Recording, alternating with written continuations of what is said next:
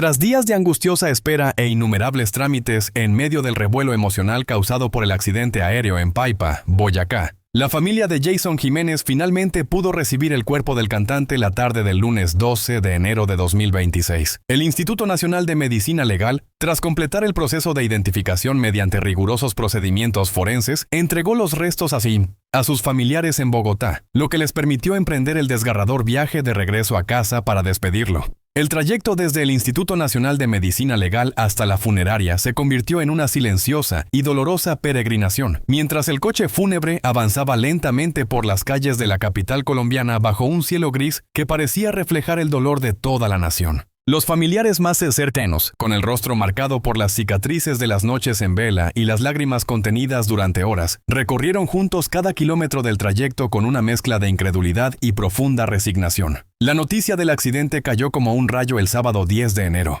cuando la avioneta se estrelló minutos después del despegue, cobrándose no solo la vida de Jason, sino también la de su manager, Jefferson Osorio, y otros miembros de la banda, dejando un vacío irreparable en la música popular colombiana. En los días previos, la familia vivió en una profunda angustia, recibiendo información fragmentada mientras examinaban y clasificaban los cuerpos, un proceso burocrático que prolongó el duelo y convirtió la espera en una tortura silenciosa. Al llegar a la funeraria Jardines del Recuerdo, al norte de Bogotá, el féretro fue recibido con reverencia, un marcado contraste con el bullicio habitual de la ciudad. El personal, acostumbrado a atender el dolor ajeno, bajó el ataúd con cuidado y precisión, como si temieran romper algo más frágil que la madera misma. La hermana de Jason, Lina Jiménez, quien días antes había desmentido públicamente los falsos rumores sobre el funeral, caminaba delante, con la mirada fija en el ataúd y las manos temblorosas aferrando un pañuelo que ya no estaba empapado de lágrimas. Cada paso resonaba en el pasillo, una recreación de recuerdos compartidos, risas en el escenario, el registro de noches que ahora parecían pertenecer a otra vida.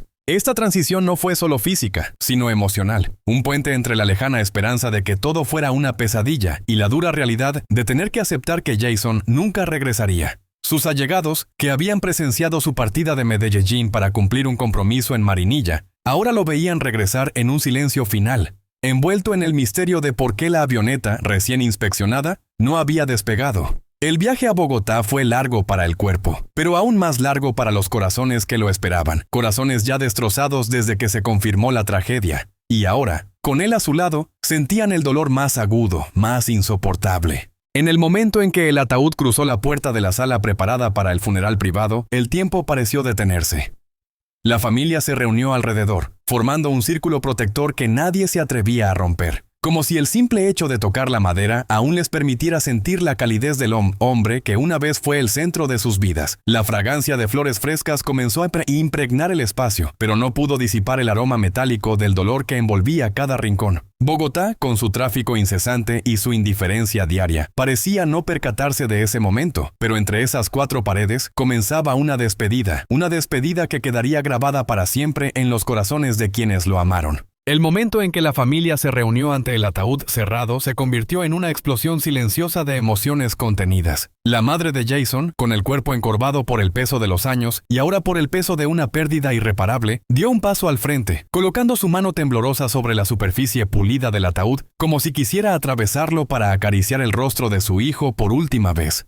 Sus labios emitían palabras inaudibles, oraciones mezcladas con reproches al destino que le había arrebatado la vida tan joven, a los 34 años, cuando su carrera brillaba y sus canciones aún resonaban por todo el país. Sus hermanos, primos y tíos la rodeaban como un muro humano, algunos sollozando, otros conteniendo las lágrimas con los puños tan apretados que se les pusieron blancos los nudillos. Lina, su hermana mayor, quien había sido su confidente durante sus momentos más oscuros de fama, se arrodilló junto al ataúd y apretó la frente contra la fría madera, dejando que las lágrimas le resbalaran por el rostro al recordar las promesas que se habían hecho de niños, las giras que habían hecho juntos, las risas que ahora dolían como heridas abiertas. El aire se llenó de suspiros entrecortados, respiraciones entrecortadas que luchaban por encontrar ritmo en medio de la agitación interior. Sus amigos más cercanos en el mundo del arte, aquellos que habían compartido escenario y confesado con Jason, mantenían una distancia respetuosa. Pero sus ojos enrojecidos revelaban que el dolor no era solo físico. Algunos se abrazaron. Otros permanecieron inmóviles con la mirada vacía, recordando la última despedida, la última llamada, el último chiste que Jason contó antes de embarcar en aquel fatídico vuelo. El vínculo familiar en ese momento era absoluto, un hilo invisible que los unía contra la fuerza irreversible de la muerte, un hilo que el dolor intentó romper pero que, paradójicamente, solo se fortaleció en la adversidad. De repente, un sollozo más fuerte escapó de la garganta de la madre, un grito desgarrador que rompió el silencio y desató un llanto colectivo. Las mujeres se abrazaron, los hombres agacharon la cabeza para ocultar sus propias lágrimas, y en ese abrazo se encapsularon todo el amor que sentían por Jason, todo el orgullo por sus logros, todo el miedo que habían reprimido al verlo triunfar en un mundo cruel como el de la fama.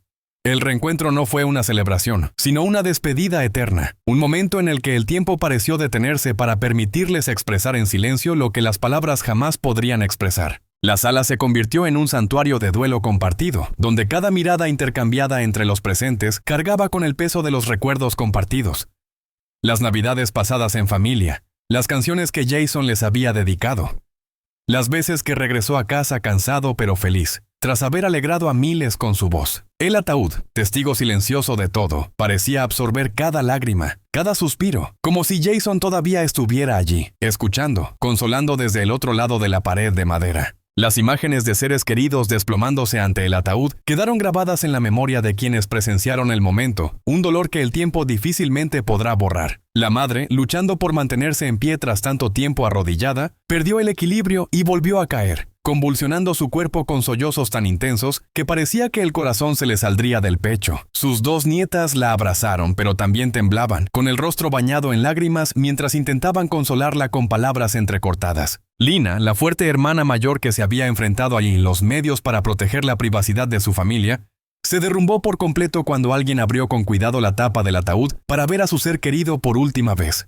Sus sollozos ahogados resonaron por toda la habitación, un sonido primitivo que provocó escalofríos en todos los presentes. Se aferró al borde del ataúd con tanta fuerza que sus uñas se clavaron en la madera, negándose a soltarse, como si soltarla cortara la última conexión física con su hermano. Sus piernas cedieron y se desplomó en el suelo, con la cabeza inclinada hacia atrás, los ojos cerrados y las lágrimas corriendo por su rostro.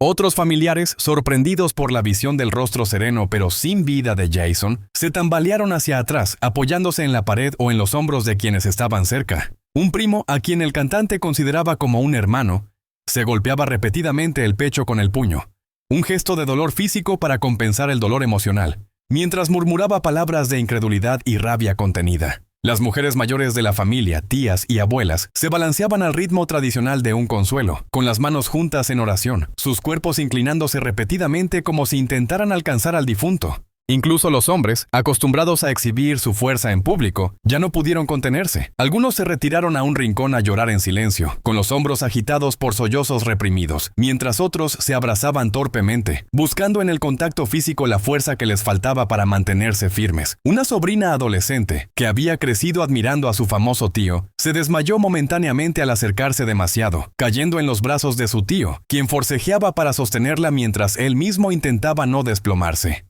Estas caídas, estos colapsos, no eran meramente físicos, eran la rendición del cuerpo a un dolor que la mente no podía procesar por completo. La escena se repetía en oleadas, cada vez que una nueva persona se acercaba al ataúd y reconocía en el rostro pálido al hombre vibrante que una vez había llenado estadios con su energía desbordante.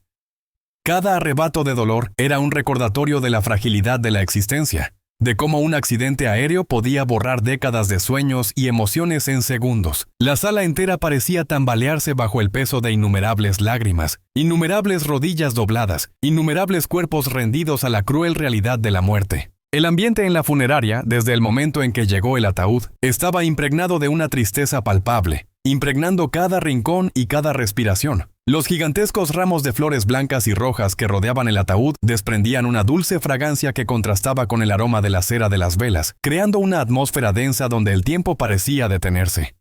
Las tenues luces, deliberadamente atenuadas para respetar la solemnidad, proyectaban largas sombras en las paredes, sombras que parecían extenderse como dedos acusadores que señalaban a los presentes. El silencio solo se rompía con sollozos intermitentes, con ocasionales palabras de consuelo que nadie podía sostener por mucho tiempo, con el crujido de una silla al moverse alguien en busca de un consuelo que nunca llegaba.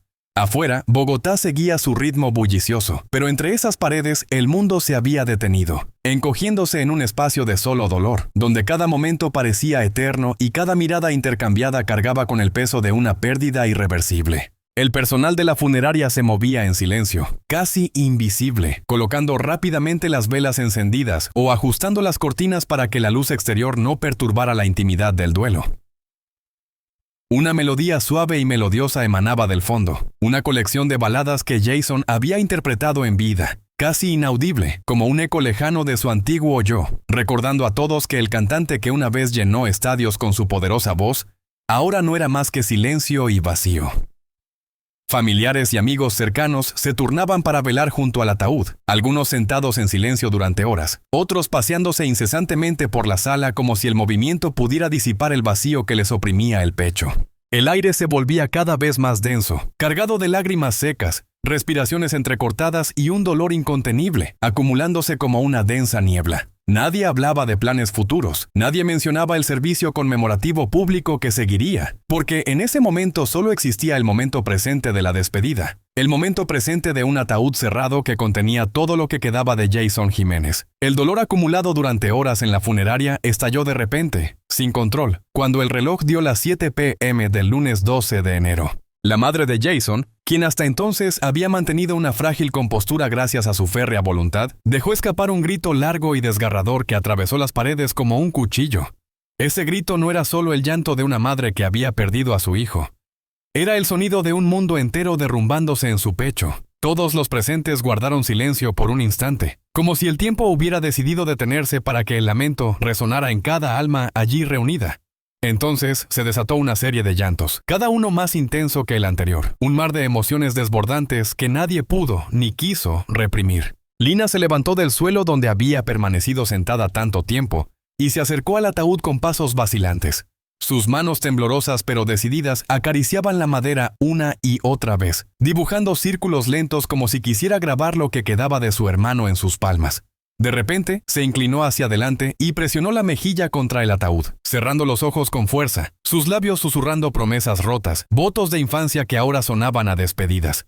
Las lágrimas caían directamente sobre la superficie pulida, formando pequeños charcos que reflejaban la tenue luz de las velas. Cada lágrima era un recuerdo que se desvanecía, una historia compartida, una risa que nunca más se oiría de la voz ronca y poderosa que una vez cautivó a millones. Sus primos menores, que habían crecido viéndolo como un héroe inalcanzable, se reunieron en un rincón y comenzaron a susurrar una de sus canciones más conmovedoras, una que había escrito para su madre en un cumpleaños lejano. Sus voces se entrecortaban por la emoción, interrumpidas por sollozos, pero continuaron cantando como para mantenerlo vivo un poco más. El resto de la familia se unió, primero susurros, luego versos más seguros, hasta que la sala se llenó con una hermosa y conmovedora interpretación a capela de la balada, ahora conmemorativa. Fue el clímax de la emoción, el momento en que el amor y el dolor se fundieron en una sola fuerza abrumadora que estremeció el aire. De repente la madre se incorporó con una energía inesperada, casi sobrenatural, y comenzó a hablar directamente al ataúd. Sus palabras brotaron en un torrente, interrumpidas por sollozos ahogados, pero imbuidas de una intensidad que paralizaba a cualquiera que las oyera. Le reprochó haber subido a ese pequeño avión, le rogó perdón por no detenerlo, le suplicó que regresara, aunque solo fuera en sueños. Cada palabra era una puñalada en el corazón, pero no podía detenerse. Necesitaba liberar todo lo que llevaba dentro antes de que el silencio final la envolviera para siempre. Otros la rodearon, algunos la abrazaron por detrás, otros simplemente escucharon con la cabeza gacha, permitiendo que su desgarradora confesión encontrara su lugar en medio del caos. El clímax emocional llegó cuando alguien sugirió abrir el ataúd por última vez antes de proceder con los procedimientos finales para el traslado del cuerpo. La decisión se tomó en segundos, casi sin palabras, solo asentimientos de sus allegados. Al abrirse lentamente la tapa del ataúd, el rostro sereno de Jason emergió en la penumbra, pálido pero extrañamente apacible, como si la muerte hubiera decidido devolverle la serenidad que la vida le había robado en sus últimos momentos. Ese momento fue a la vez el más cruel y el más hermoso. Su madre corrió hacia él, besando su frente fría una y otra vez, acariciando sus mejillas y cabello con las manos, como si quisiera recordar cada rasgo antes de que desapareciera para siempre. Sus llantos se mezclaron con susurros de amor eterno, con promesas de atesorar su legado, con votos de no olvidarlo jamás. El llanto colectivo alcanzó un volumen casi insoportable, un coro lastimero que resonó a través de las paredes y en los pasillos de la funeraria. Algunos se desmayaron por agotamiento emocional. Otros se aferraron con tanta fuerza que parecían fundirse en uno solo para soportar la ausencia. El tiempo parecía extenderse en esa habitación. Cada segundo parecía interminable. Y en medio del torbellino de emociones, el nombre de Jason se repetía como un mantra que intentaba mantenerlo entre los vivos, aunque todos sabían que ya no estaba. Afuera de la funeraria, en las calles de Bogotá, que ya se oscurecían, cientos de personas se congregaron en silencio frente a las puertas. No corearon consignas ni portaron pancartas. Simplemente permanecieron allí, con velas encendidas, mirando hacia las ventanas tenuemente iluminadas donde el cantante yacía en su ataúd. La noticia corrió como la pólvora en redes sociales y en los noticieros nocturnos, y aunque la familia había solicitado absoluta privacidad para este primer velatorio privado, cada uno se sintió con derecho a despedirse a su manera. Formaron pequeños grupos. Algunos cantaron en voz baja las canciones más famosas, otros simplemente permanecieron de pie con la cabeza gacha, dejando que las lágrimas fluyeran libremente. Los periodistas respetaron la distancia impuesta por las barreras de seguridad improvisadas, pero sus cámaras captaron cada detalle de la enorme multitud. Nadie hablaba. Los susurros eran constantes pero silenciosos, como el murmullo de un río lejano. Una anciana aferraba un retrato de Jason, sonriendo durante todo el concierto. Lo apretaba contra su pecho y movía los labios en una oración silenciosa. Un grupo de adolescentes, con camisetas de recuerdo de la gira, se abrazaban y sollozaban, recordando cómo esas canciones habían sido la banda sonora de sus primeros amores y desamores. La multitud crecía cada vez más, pero mantenía un orden natural, una disciplina nacida del profundo respeto por el artista que había cantado para ellos durante tantos años. De vez en cuando, alguien empezaba una canción y todos cantaban al unísono, miles de voces subiendo y bajando en armoniosas olas, interpretando éxitos que habían marcado generaciones. No era un concierto conmemorativo, era un acto de amor colectivo, una forma de decirle al cielo que Jason no se había ido solo, que llevaba consigo el amor de toda una nación. Las velas formaban pequeños puntos de luz que se extendían a través de la oscuridad que descendía, creando un suave mar de fuego que iluminaba rostros surcados de lágrimas pero agradecidos. Nadie quería irse, nadie podía irse, porque irse significaría aceptar que todo había terminado, y no estaban preparados para esa verdad. Dentro de la funeraria, el contraste era marcado. Mientras afuera del pueblo la gente lloraba junta, dentro de la familia, el dolor se soportaba en silencio, un dolor que nadie presenciaría. Sin embargo, de alguna manera, invisiblemente, el dolor de ambos bandos se filtraba por las paredes, entrelazándose en el frío aire de enero, formando un único y doloroso sentimiento nacional en el corazón de cada colombiano. La noche transcurrió, y la multitud no disminuyó. Al contrario, siguió creciendo, como si cada persona que acudía quisiera aportar su pequeña cuota de dolor para que la carga no recayera únicamente sobre los hombros de quienes una vez vivieron allí. Al acercarse la medianoche, el silencio se hizo más profundo, tanto dentro como fuera. Las canciones se apagaron, las velas comenzaron a apagarse, dejando solo sollozos solitarios y el viento frío silbando por las calles de Bogotá. La gente comenzó a despedirse lentamente, dejando flores, cartas y fotos pegadas a la puerta de la funeraria, creando un altar espontáneo que se hacía más grande con cada instante. Nadie sabía cuánto duraría este homenaje improvisado, pero todos sintieron la necesidad de quedarse hasta el amanecer, hasta que el sol saliera sobre una Colombia que nunca volvería a ser la misma sin la voz de Jason Jiménez. Años después, cuando alguien mencione el 12 de enero de 2026, los colombianos recordarán no solo el accidente aéreo o las frías estadísticas de la tragedia. Recordarán ese día como el momento en que toda la nación hizo una pausa para llorar a uno de sus hijos. La imagen de miles de personas en silencio bajo la ligera lluvia que comenzó a caer después de la 1 a.m. ha quedado grabada en la memoria colectiva como una imagen imborrable. Madres que perdieron a sus hijos en diversas circunstancias, jóvenes que encontraron consuelo en sus canciones, obreros de la construcción que escuchaban sus canciones al amanecer. Todos sintieron que una parte de sí mismos se había ido con Jason. Ese dolor se volvió más grande que la suma de las pérdidas individuales.